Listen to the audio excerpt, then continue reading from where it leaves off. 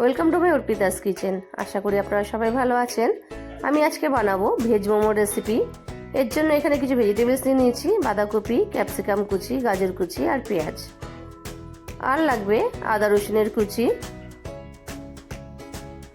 আর এখানে নিয়ে নিয়েছি আমি 2 কাপ মতো ময়দা, আর ময়দাটার মধ্যে একটু নুন দিয়ে এখন মোমোর জন্য ময়দাটাকে মেখে নেব।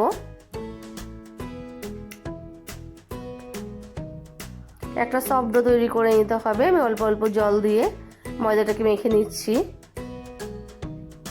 আর খুব ভালো করে করে মুছতে মাখতে হবে।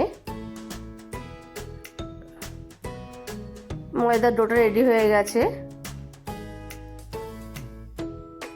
এখন একটা ঢাকনা দিয়ে ঢেকে আমি এটাকে 10 মিনিটের জন্য রেস্টে রেখে দেব। এখন মোমোর জন্য আমি ফিলিংটা বানিয়ে নিচ্ছি। কড়াই 2 চামচ মতো সাদা তেল দিয়ে দিলাম। এখন দিয়ে দিচ্ছি আদা রসুনের কুচি। আদা রসুনের কুচিটা দিয়ে একটু ভেজে নিলাম। এখন দিয়ে দেবো পেঁয়াজ কুচি। ভেজিটেবলসগুলো খুব বেশি ভাজতে হবে না, জাস্ট এর মশলাটা যাওয়ার জন্য আমি ভেজে নিচ্ছি। এখন দিয়ে দিচ্ছি গাজর কুচি।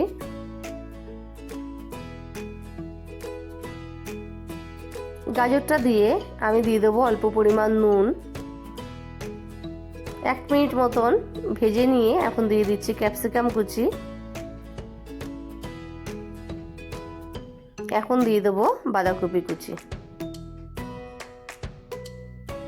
বাঁধাকপিটা দিয়ে আমি আবারও সব সবজিগুলো একসাথে মিশিয়ে দিচ্ছি। এই সময় আমি দিয়ে দেবো 1 টিস্পুন মতন চিলি ফ্লেক্স, আর দিয়ে দেবো 1/2 টিস্পুন মতন গোলমরিচ গুঁড়ো। মোমোসের ফিলিংটা বানানোর জন্য বেশি মশলা লাগে না, ব্যাস আর কোনো কিছু মশলা আমি এখানে দেব না। একটু সবজির থেকে জলটা শুকিয়ে আসলেই তৈরি হয়ে যাবে মোমোসের ফিলিংটা। আমি আরও 1 থেকে 2 মিনিট মতো নাড়িয়ে নিচ্ছি। মোমোসের ফিলিংটা রেডি হয়ে গেছে, ঠান্ডা হওয়ার জন্য রেখে দিচ্ছি 10 মিনিটের জন্য। এখন একটা চাটনি বানিয়ে নেব মোমোসের জন্য। তার জন্য এখানে গরম জল বসিয়ে দিয়ে ওর মধ্যে দিয়ে দিলাম আলমন্ড কয়েকটা, 4টে শুকনো লঙ্কা, একটা টমেটোটা এরকম চিড়ে নিয়েছি মাথাটা, আর দিয়ে দেবো কয়েক টুকরো রসুনের কোয়া। এখন গ্যাসের ফ্লেমটা মিডিয়ামে রেখে একটা ঢাকনা দিয়ে ঢেকে এটাকে সিদ্ধ হতে দেবো। এখন মোমোস বানানোর জন্য ডো থেকে লেচিগুলো কেটে নেব। তার একটু হাত দিয়ে মসৃণ নিচ্ছি। আপনাদের আমার এই রেসিপি কেমন লাগছে অবশ্যই আমাকে কমেন্টের মাধ্যমে জানাবেন। আর আপনাদের যদি রেসিপিটা ভালো লেগে থাকে তাহলে একটি লাইক এবং শেয়ার ভিডিওটিতে করে দেবেন। আর আমার চ্যানেলে যারা নতুন বন্ধু আছেন তারা আমার চ্যানেলটিকে অবশ্যই সাবস্ক্রাইব করে দিয়ে পাশে থাকা বেল আইকনটা ক্লিক করে দেবেন, যাতে আমি যে নিত্য নতুন ভিডিওর রেসিপি দিচ্ছি সবার আগে আপনাদের কাছে নোটিফিকেশান পৌঁছে যায়। তাহলে এখন লেচিগুলো তো সব কেটে নিয়েছি, এখন একে একে সব বেলে নিচ্ছি। আর আমি একটা পুর ভরা দেখিয়ে দিচ্ছি, একটা দুটো। আপনাদের পছন্দ মতন শেপ আপনারা দিতে পারেন, কোনো ব্যাপার না। যাই হোক, আমি একটা রাউন্ড শেপে দেখিয়ে দিচ্ছি আগে। খুব অল্প উপকরণ দিয়ে আর খুব কম সময়ের মধ্যেই মোমোসের রেসিপিটা রেডি হয়ে যায়। খুব যে সময় লাগে তা না। আপনারা এরকম পদ্ধতিতে বাড়িতে বানাবেন, খুব সহজ পদ্ধতি। আর এরকম করে বানালে খেতেও টেস্ট হয়, আর বাইরে গিয়ে খাওয়ারও প্রয়োজন হয় না। যাই হোক, একটা মোমো তো আমি দেখিয়ে দিলাম এরকম করে বানানো, আর একটা দেখিয়ে দিচ্ছি। শেপটা অত বেশি ম্যাটার করে না, আপনারা যেরকম শেপে বানাতে পারবেন সেরকমই বানাবেন, কিন্তু বেলার সময় মনে রাখতে হবে যেন বেশি মোটা না হয়। আর একটা আমি এরকম করে করে বানিয়ে নিচ্ছি।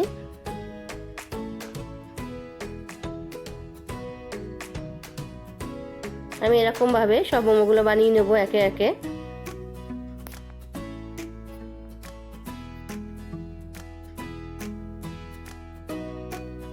এটা মাঝখান থেকে এরকম ভাবে মুড়িয়ে দিলাম, দিয়ে চারিদিকের মুখটা মুড়িয়ে দিলেই হয়ে যাবে।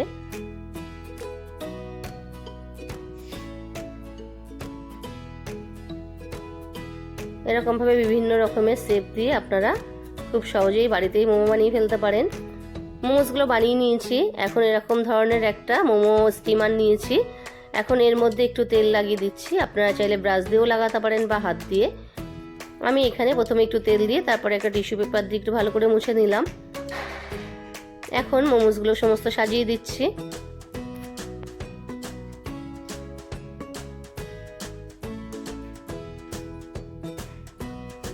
আপনারা অবশ্যই এই শীতকালে সন্ধেবেলা বাড়িতে বানিয়ে খেয়ে দেখবেন, আশা করি আপনাদের ভালো লাগবে। গ্যাসে আমি জল বসিয়ে দিয়েছিলাম, জলটা ফুটে এসছে। এখন স্টিমের জন্য আমি স্টিমারটা বসিয়ে দিলাম। এখন একটা ঢাকনা দিয়ে ঢেকে দিচ্ছি। এখন আমি মোমোসের চাটনির জন্য যে উপকরণগুলো বয়েল করেছি সেগুলো দিয়ে চাটনিটা বানিয়ে নেব। দিয়ে দিলাম আলমন্ড, খোসাটা ছাড়িয়ে নিয়েছি। দিয়ে দিলাম রসুনটা আপনারা চাইলে কাঁচাও দিতে পারেন। শুকনো লঙ্কা দিয়ে দিলাম আর 2টো কাঁচা লঙ্কা দিয়ে দিলাম। ঝালটা যে যেরকম খাবেন সেরকম দেবেন। আর এখানে আমি কিছুটা ধনেপাতা ব্যবহার করছি, ধনেপাতাটা না দিলেও হয়। এখন দিয়ে দেবো স্বাদ অনুযায়ী নুন।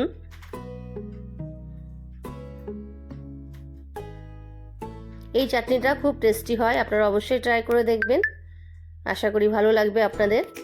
এখন আমি চাটনিটাকে বানিয়ে নিয়ে আসছি।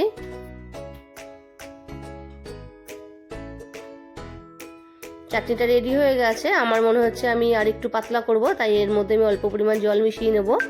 আর আপনারা যদি মনে করেন যে না আমি এরকমই থিকনেস রাখবেন, তাহলে আপনাদের আর জল মেশাতে হবে না, এরকমভাবেও চাটনিটা সার্ভ করা যাবে। তাহলে আমি 2 চামচ মতো জল দিয়ে আবারও এটাকে ব্লেন্ড করে নিয়ে আসছি।